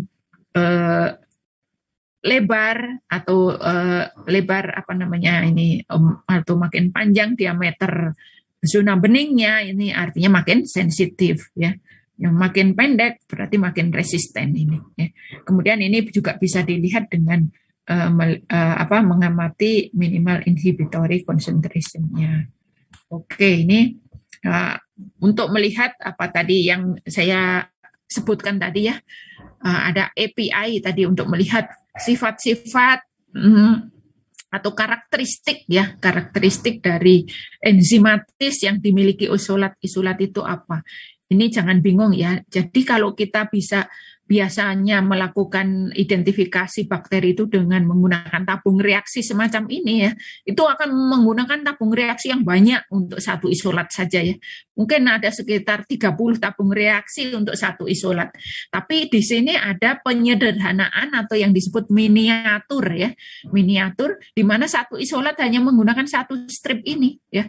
Tapi di sini sudah ada 20 karakteristik ya, atau proses karakterisasi itu untuk satu isolat ini, satu baris. Jadi ada 4 di sini untuk 4 isolat. Padahal kalau dengan tabung reaksi ini menggunakan ratusan tabung reaksi ya, bisa menggunakan ratusan tabung reaksi ini. Ada API itu diproduksi oleh perusahaan Merck. Nanti ada perusahaan lain ya yang menggunakan kode lain ya. Ini untuk Enterobacter. Media kit untuk identifikasi secara cepat. Ini praktis dan sekaligus juga mempercepat pekerjaan ya. Mungkin hanya waktu inkubasi semalaman, ada yang perlu inkubasi semalaman. Besoknya sudah dapat data semua, datanya di plus minus ya. Kemudian ini ya bisa kita menggunakan untuk kelas Enterobacteriaceae ya, kemudian ada untuk yang gram negatif yang tidak rewel, non fastidious ya. Non fastidious gram negatif itu adalah golongan gram negatif yang tidak rewel untuk ditumbuhkan. Karena ada juga yang rewel ya. Maksudnya dia memerlukan suplemen antibiotik atau trace elemen yang perlu kita racik itu ya. Itu yang disebut fastidious atau rewel. Perlu asam amino, perlu trace elemen yang spesial harus kita racik, kemudian vitamin-vitamin, atau bahkan mungkin dia sifatnya anaerobik, kita harus menyediakan bahwa kalau dia ketemu oksigen akan mati. Nah, itu termasuk yang harus kita sediakan. Inkubasinya harus di jar itu yang kolom ya, kolom tabung tertutup itu, tapi nanti oksigennya bisa diserap dengan menambahkan reagen kimia gitu ya. Itu yang disebut miniaturized biochemical test tadi ya, ini yang di gambar sebelumnya tadi. Ini miniatur ya, miniatur tapi lengkap, ada 20 karakter sekaligus untuk melihat semuanya itu. Nanti perubahan warna di sini yang menunjukkan apakah jadi kehijauan, merah, atau biru dan kuning, itu yang akan direkam sebagai karakter positif dan negatif gitu ya. Nah, ini untuk prosedurnya semuanya ada caranya ya, semuanya harus dari kultur murni, kemudian ditumbuhkan dulu di media cair atau media miring agar miring ya. Kemudian dari koloni ini miniatur tadi ada yang gambarnya seperti ini, dilihat dari samping ya. Dilihat dari samping, ada yang diteteskan sampai sini saja, ditambahi reagennya di sini ya. Ada yang reagennya hanya sampai lurus saja seperti ini ya. Kemudian ada yang ditetesi minyak sampai melengkung seperti ini, dilihat dari samping ya. Kemudian inkubasi semalaman ya, 24 jam. Suhunya biasanya suhu ruang ini ya, incubation ya. Kemudian besoknya dibaca. Tapi ada sih yang dibaca langsung saat itu juga, ada yang harus inkubasi semalaman. Itu semalaman. Nah, seperti ini gambarnya ya. Kemudian besoknya kita baca, interpretasi ya. Kalau sudah kita baca, dilakukan interpretasi seperti ini ya. Tesnya apa saja ya. Ada yang disebut ONPG, ortonitrophenyl galaktosida. Itu artinya melihat enzimnya beta galaktosidase ya. Hasilnya apakah negatif atau positif? Kalau negatif itu colorless, berarti dicatat sebagai hasil negatif. Positif itu menjadi yellow, kuning gitu ya. Kemudian ada ADH, ini arginin, untuk melihat apakah isolat kita punya arginin dihidrolase, enzim ya, nama enzim. Negatif, bagaimana hasilnya? Yellow ya. Kalau positif apa yang dilihat? Red orange. Ya, itu positif ya. Kita catat itu positif. Kemudian LOC, lisin ya, lisin dekarboksilase, yellow dan orange ya. Bisa dilihat semuanya sampai apa nih? Ada sodium sitrat, sodium tiosulfat, urea ya, untuk melihat urease itu. TDA, triptofan, desaminase. IND, tryptophan indole production ya. VP acetoin production. Gel untuk gelatinase ya. Glukosa fermentasi, oksidasi fermentasi ada glukosa, manitol, inositol, sorbitol, rhamnose, sukrose, melobiose, dan ini ya semuanya, amigdalin, arabinose. Nah, ini yang lain adalah di paper ya. Kita tidak, terakhir adalah arabinose yang ada di miniatur tes tadi ya. Yang lain pakai reagen yang lain, ada yang pakai kertas, filter ya. Oksidase tes, sitokrom oksidase ya. Kemudian ada glukosa tube ya. Kemudian api mikroskopik, mekangki medium atau medium baru ya, ini berwarna kekuningan atau sedikit kemerahan itu ya. Kemudian glukosa yang lain. Nah, hasilnya seperti ini sih. Oh, ini perbesarannya untuk memperjelas saja ya. Nah, hasilnya jadi seperti ini setelah inkubasi, jadi warna-warni yang cantik itu ya. Yang tadi sebelum inkubasi. Kalau aslinya sih sebenarnya itu adalah freeze dried ya, kering beku. Aslinya sebelum kita tambahkan apa tadi, 1 tetes kultur cair yang udah kita inkubasi semalaman. Sebelumnya seperti ini, kering beku ya, freeze dried. Jadi berupa bubuk, biasanya berupa bubuk. Stripnya ini ada 20 strip ya. 20 miniatur, 1 strip sih ini ya. 1 strip ada 20 miniatur tabung reaksi, kemudian kita tambahkan kultur semalam kita, bakteri A gitu ya. Tambahkan semuanya ke sini, si inkubasi, jadinya warna-warni seperti ini untuk melihat positif negatifnya seperti apa. Tadi kan sudah ada kolom positif kalau warnanya biru, kolom negatif warnanya kuning, misalnya seperti itu.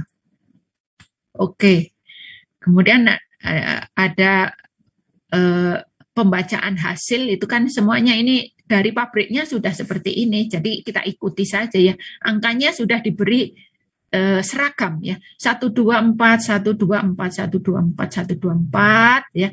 Kemudian hasil kita tadi kan positif negatif ditulis di sini. Positif, negatif, kalau positif tulis positif, negatif ditulis negatif.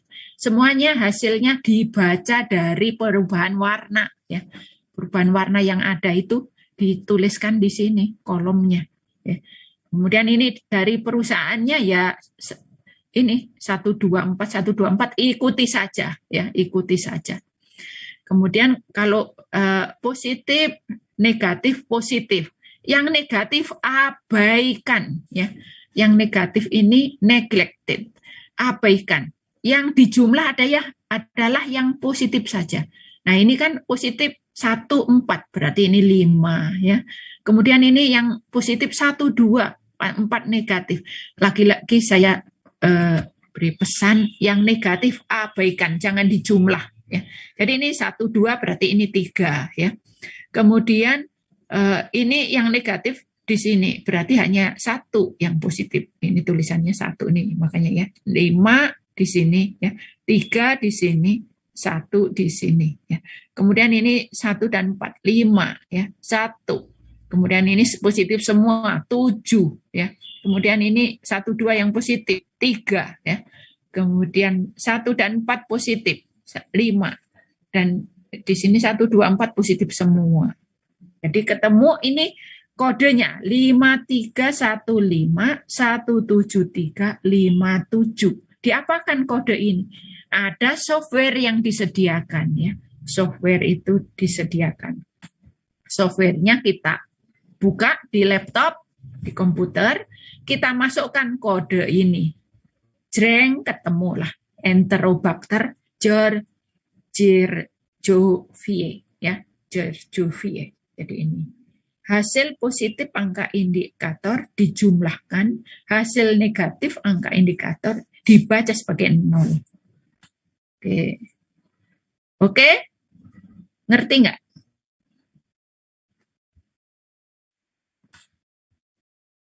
Nah, ini untuk ya pembacaan saja sih ya, tidak penting ini. Hanya untuk pengetahuan saja.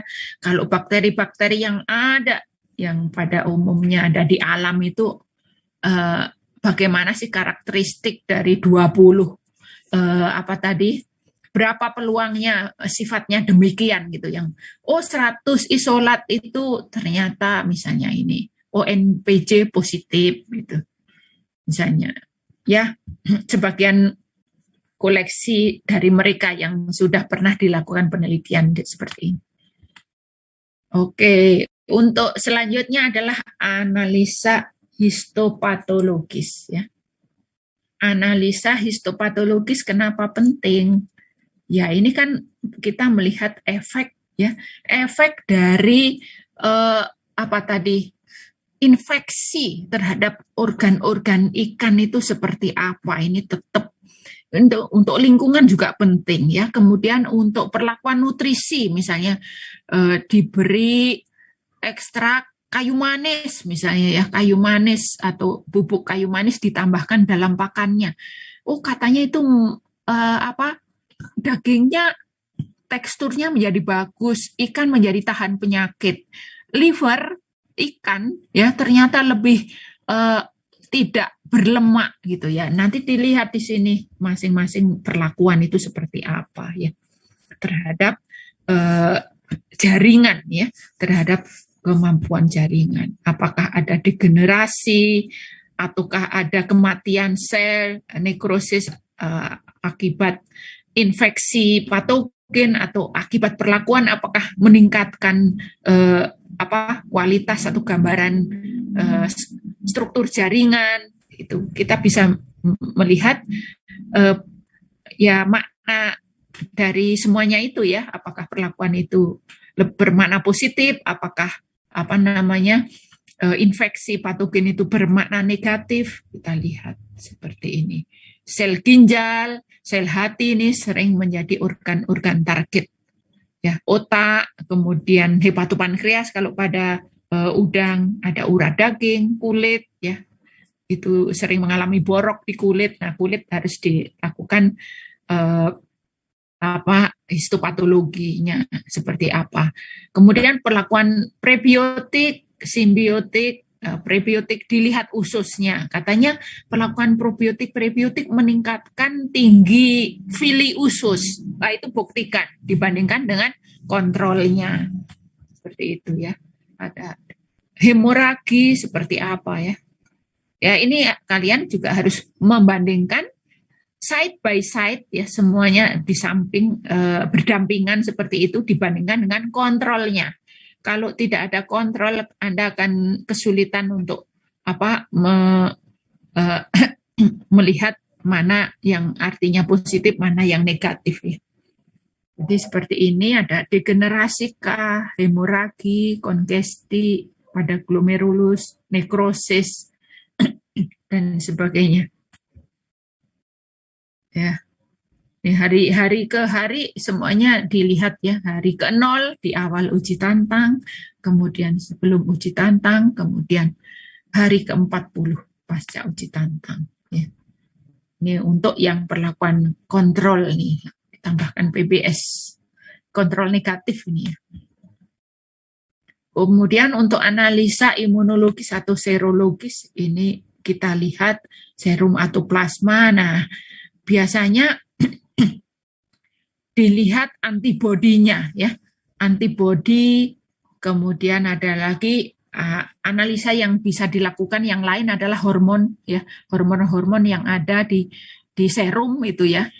Jadi ini juga untuk divisi reprogen juga bisa ya, glukosanya seperti apa ya. Kemudian ada yang untuk analisa stres terhadap lingkungan, misalnya pengaruh lingkungan, kortisol darah. Nah, itu kan juga harus dilihat analisa serumnya.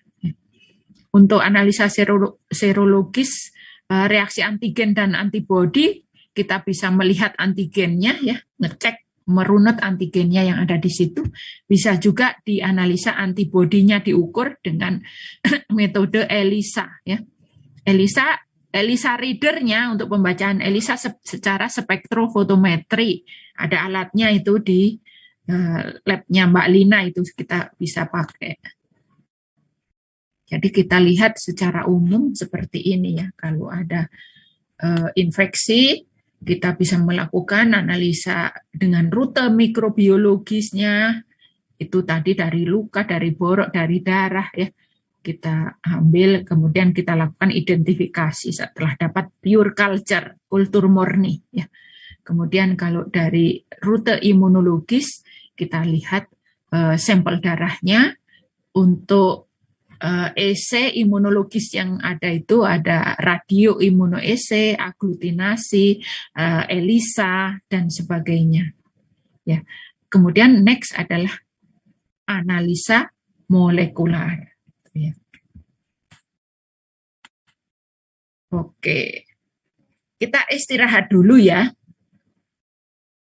Karena masih ada analisa yang berbasis PCR, bareng 10 menit ya.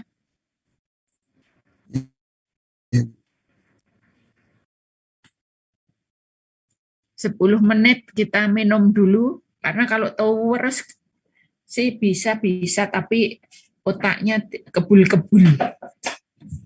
Tapi kalian bisa bertanya sih, saya tak minum.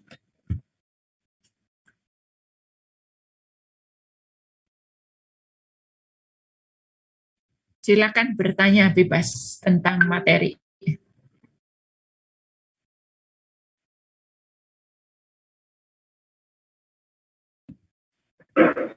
Ibu izin bertanya.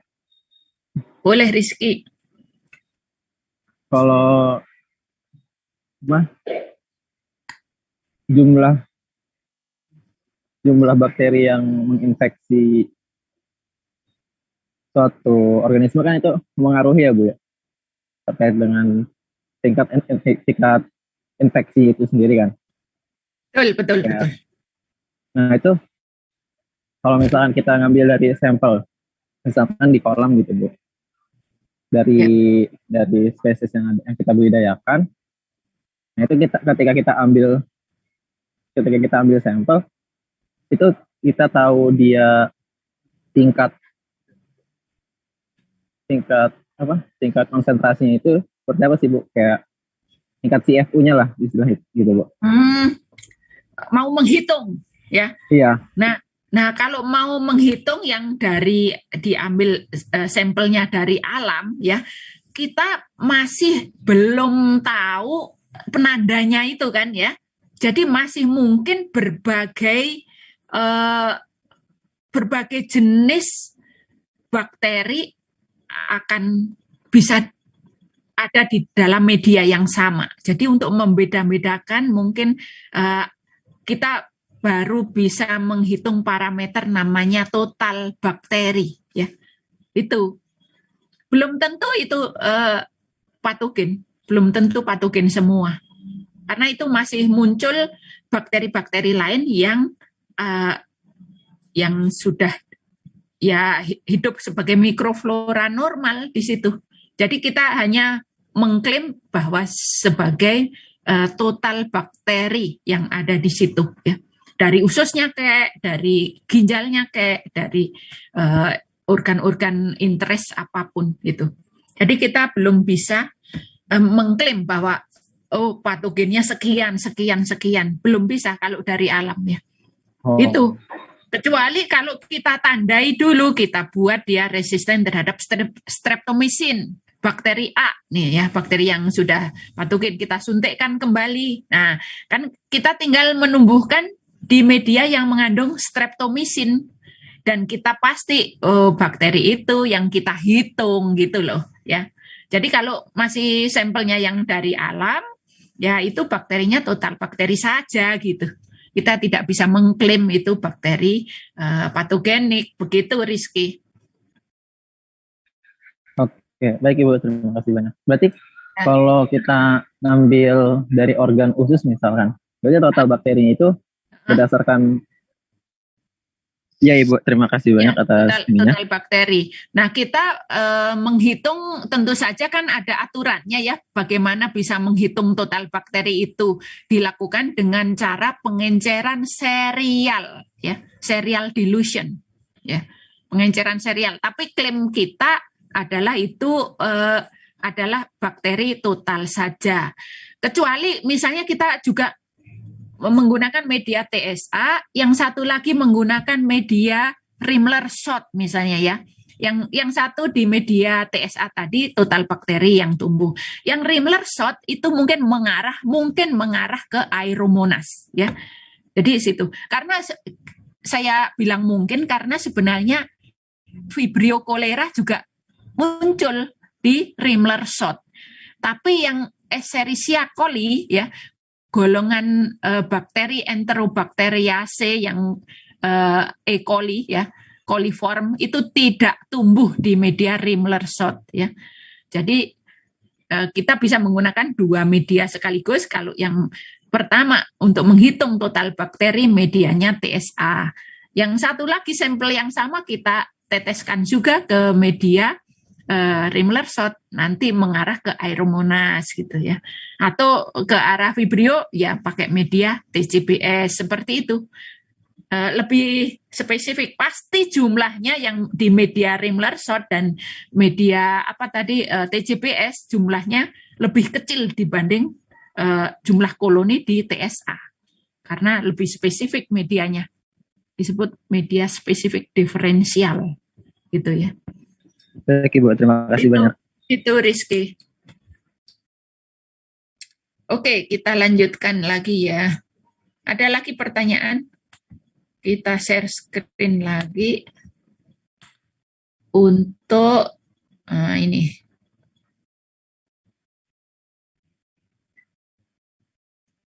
Ya, bagaimana kita mengaplikasikan diagnosa yang berbasis teknik PCR untuk pada umumnya di sini slide-nya sebenarnya untuk udang, tapi bisa kita aplikasikan untuk penyakit ikan ya. Karena kuncinya untuk penyakit ikan kah, untuk penyakit udang kah, kita sebenarnya sudah tahu targetnya ya. Kalau kita memiliki primer yang primernya itu adalah untuk KHV, ya kita nggak akan mengekstraksi dari udang gitu kan ya.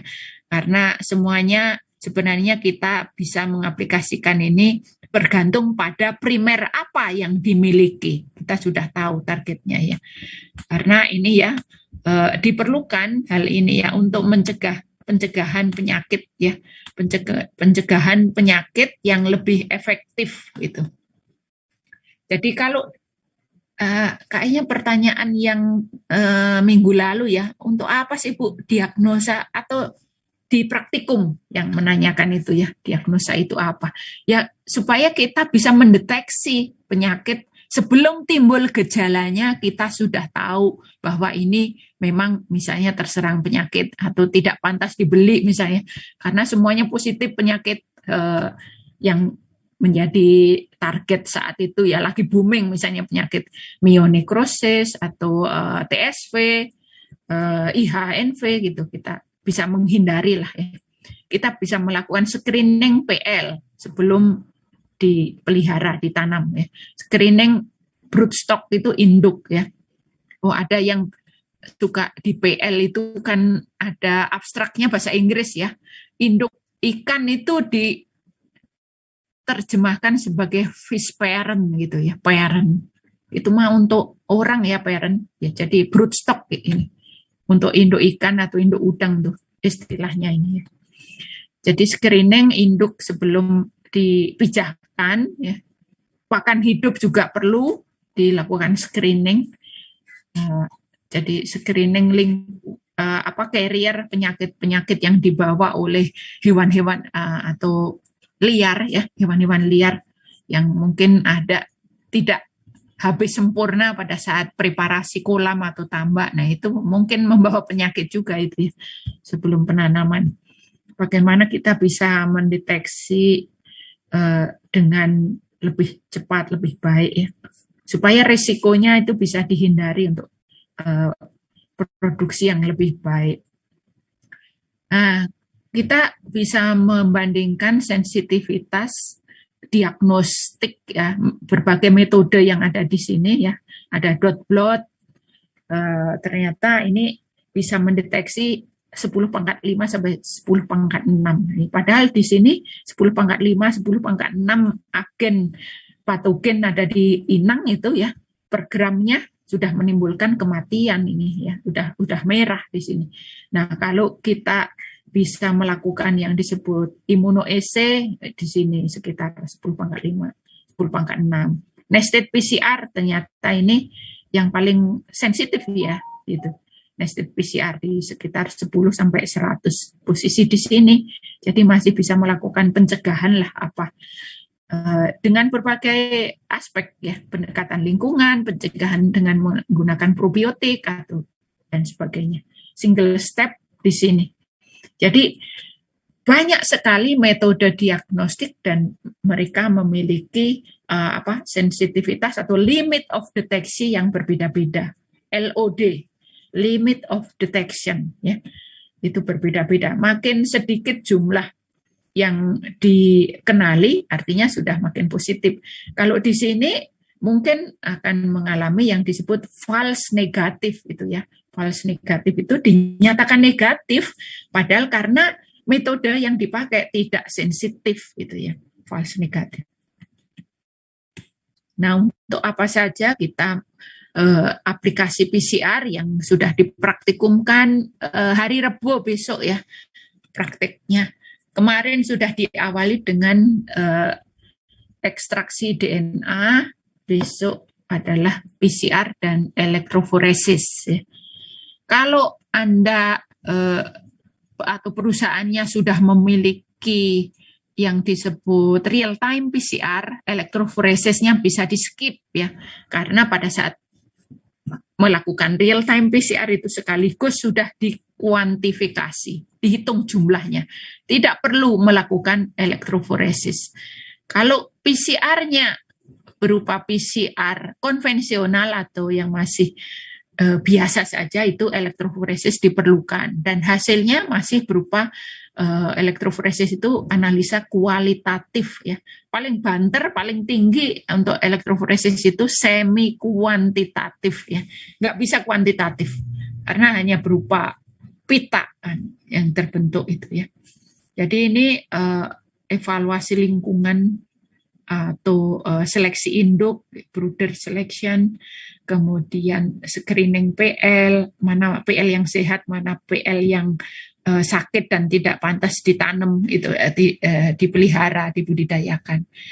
Apakah perlu untuk melakukan emergency atau darurat ya, waktu pemanenan yang emergency, karena ini udah besar misalnya, udah cukup masuk pasar istilahnya size-nya, tapi penyakit menyerang gitu ya. Jadi mungkin tidak harus ditunggu mati semua gitu, harus dipanen sekarang gitu. Ada yang memang keputusan di tingkat manajerial seperti itu ya. Timing for emergency harvest. Ini apalagi penyakit-penyakit viral makin merajalela dan banyak jenisnya saat ini ya, perlu. Kemudian untuk usaha-usaha domestikasi spesifik patogen free misalnya, untuk melakukan monitoring secara periodik terhadap penyakit-penyakit viral ya. Kemudian sertifikasi SPF ini termasuk untuk menjaga reputasi ya, menjaga reputasi dari suatu perusahaan gitu.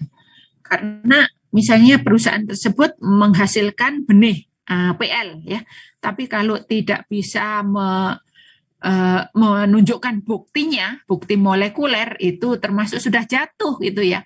Tapi kalau perusahaan tersebut punya bukti PCR untuk klaim ya bahwa udang atau PL yang dihasilkannya adalah memenuhi persyaratan dan sehat ya, bebas segala penyakit virus, ini loh buktinya ada ya, bahwa batch ini negatif terhadap penyakit A, B, C, D, semuanya negatif PCR-nya.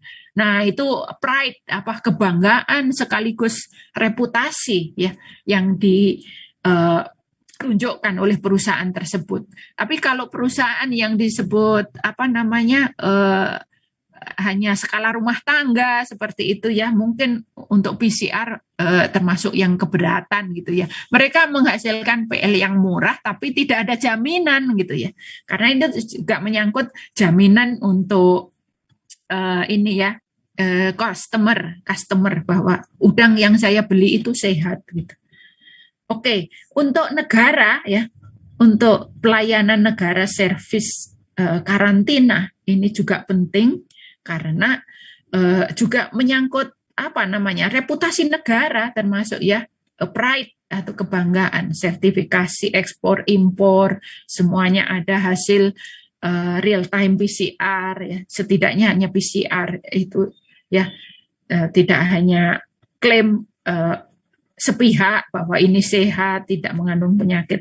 Dan kita tahu bahwa masing-masing negara itu punya persyaratan ya, punya persyaratan. Kalau masuk ke Australia itu ikan hias harus bebas terhadap penyakit A, B, C, D. Kalau ke Jepang harus bebas penyakit A, B, C, D.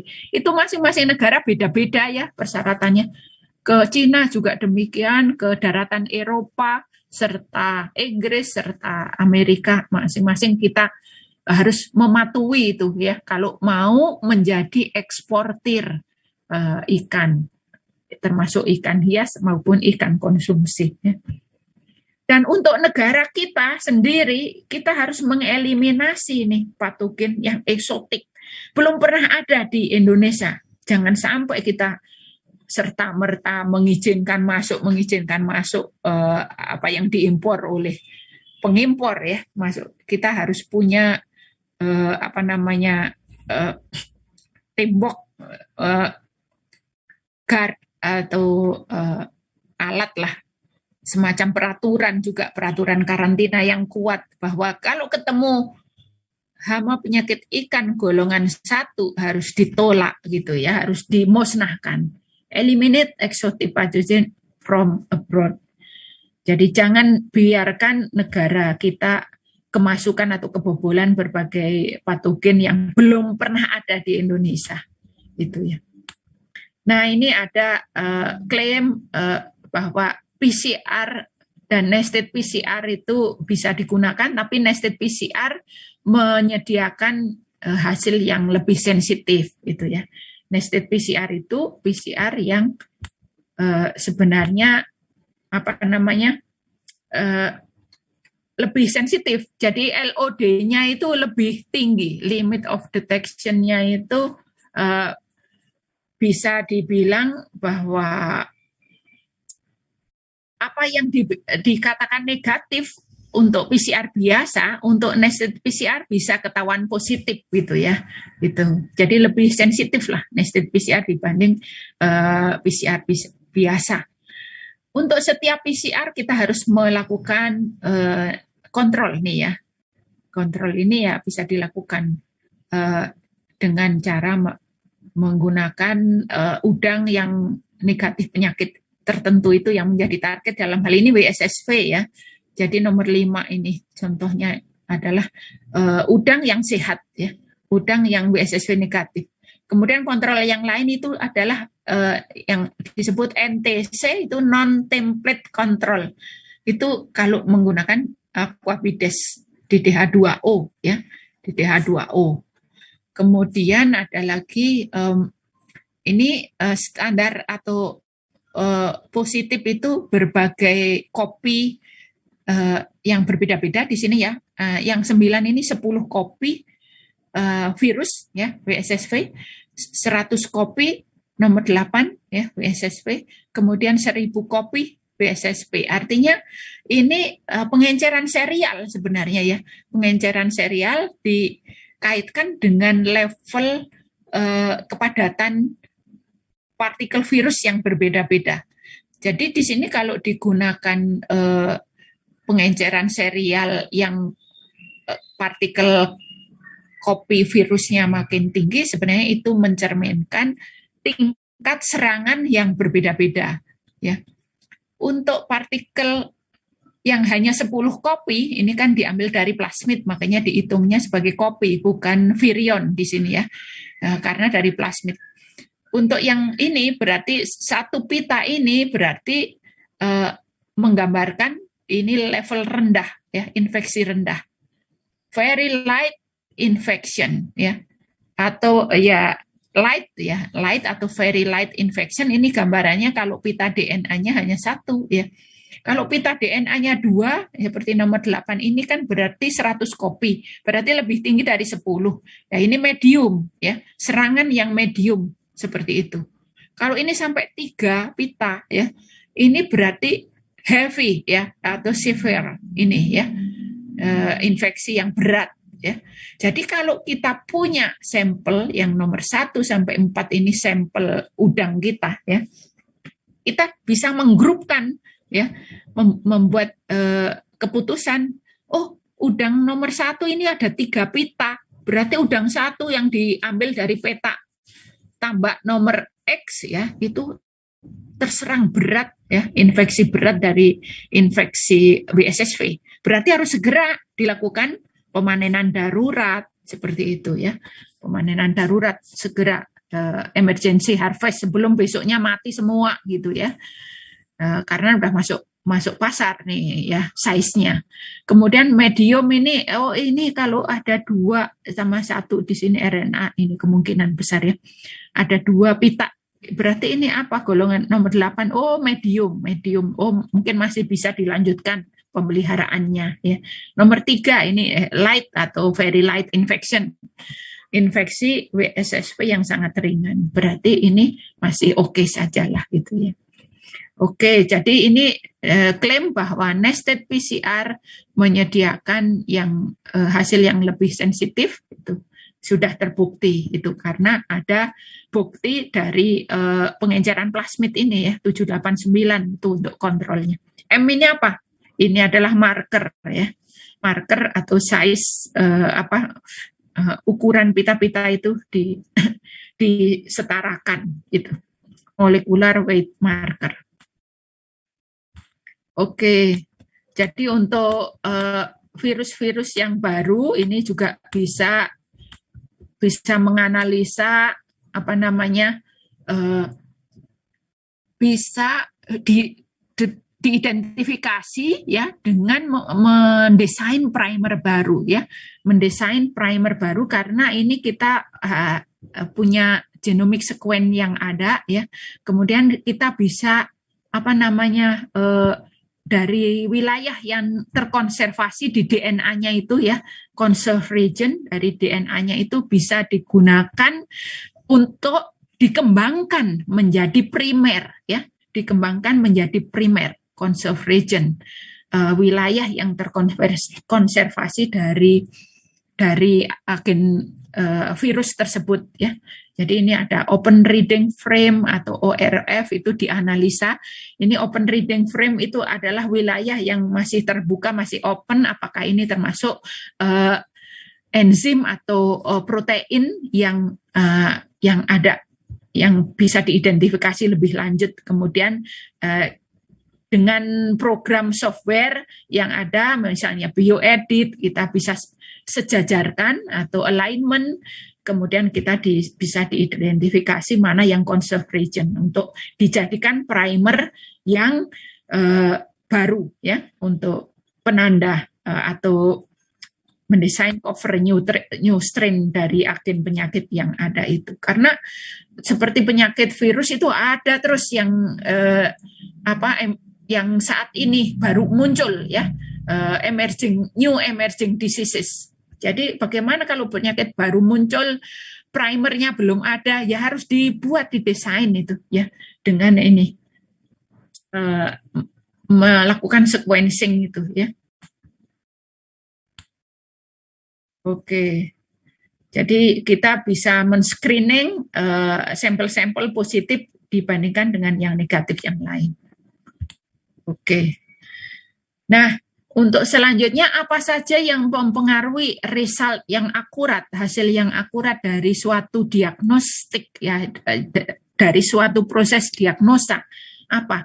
Pertama adalah sampling yang benar, ya, correct sampling. Makanya ini tidak sembarangan orang bisa melakukan sampling, biasanya harus ada pelatihan untuk mengambil sampel-sampel yang representatif ya dari populasi yang ada. Kalau di karantina ada disebutnya PPC, petugas pengambil contoh ya. PPC itu punya sertifikat sendiri ya.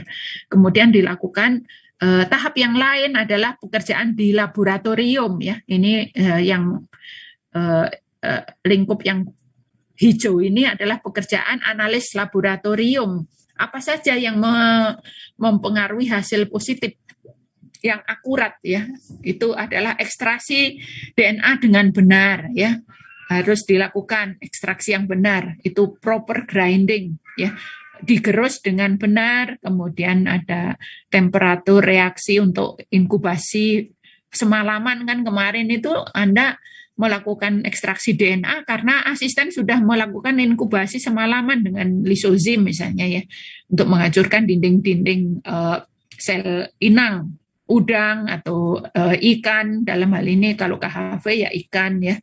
Kemudian waktu tepat serta volume pipetting ya, karena pekerjaan ekstraksi DNA PCR itu sebenarnya mengandalkan pekerjaan aseptik biokimiawi ya, serta pengambilan reagen yang tepat volumenya ya, serta konsentrasinya ya. Kemudian besok Anda akan melakukan PCR yang sukses dengan cara apa? Komponennya yang mempengaruhi kesuksesan PCR itu penyimpanan reagennya ya. Itu sangat penting ya.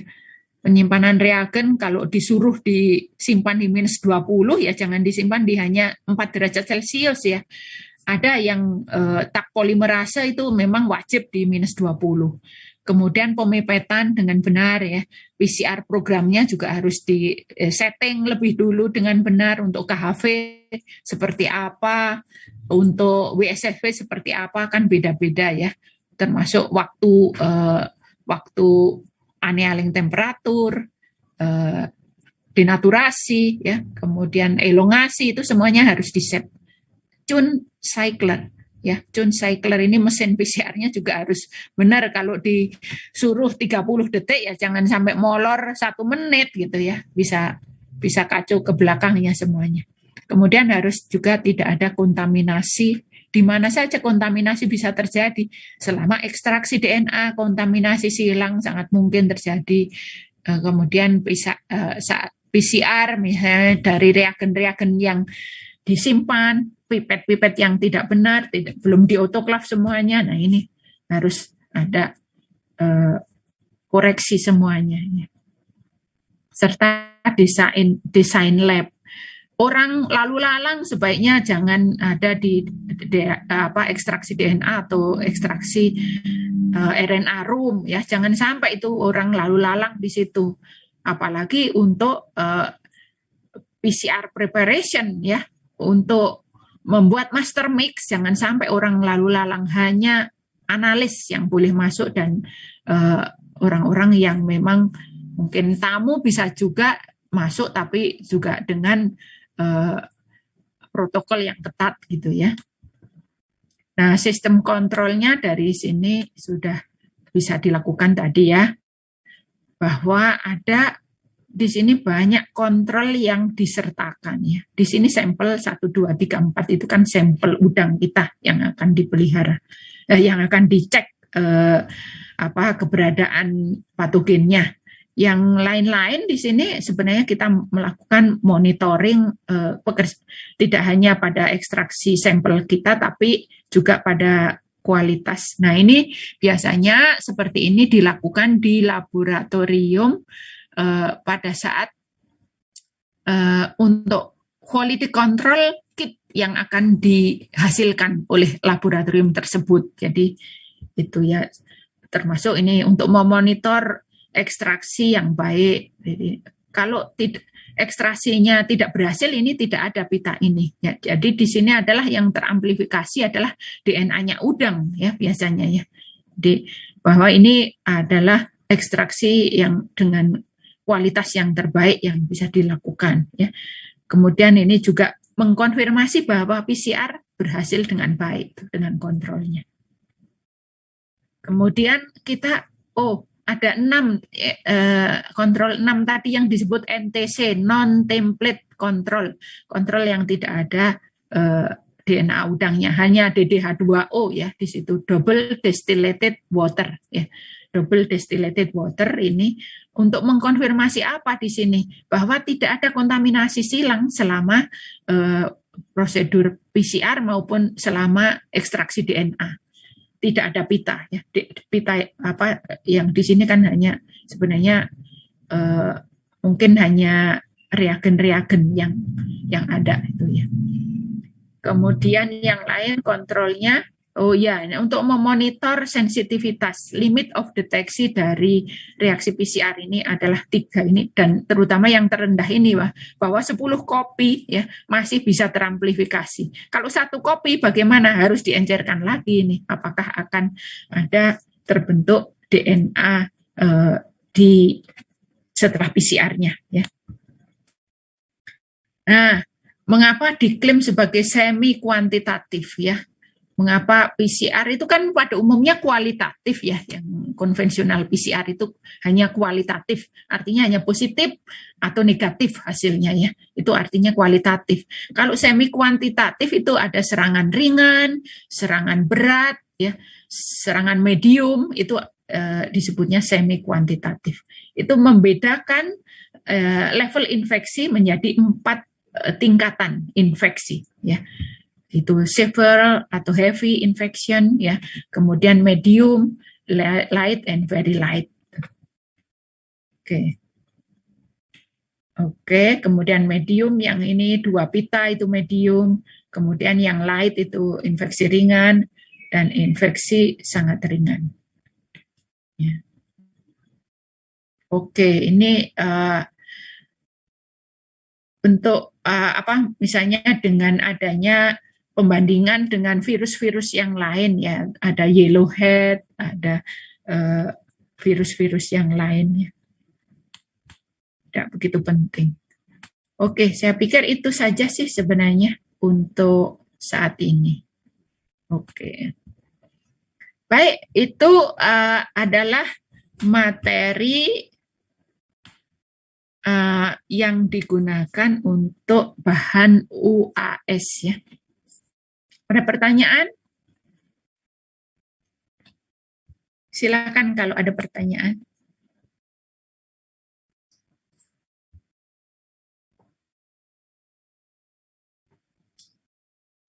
Kalau tidak ada pertanyaan, akan saya tutup. Ya.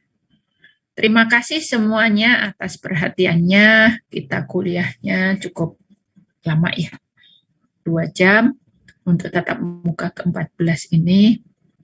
Dan semoga kalian sudah siap dengan UAS dan semoga sukses ya. Nanti UAS penyakit organisme akuatik akan dilakukan pada tanggal 15 insya Allah ya. 15 Desember 2021. Selamat mempersiapkan diri. Ya, saya tutup. Semoga sukses semuanya, sehat semuanya. Wassalamualaikum warahmatullahi wabarakatuh. Waalaikumsalam.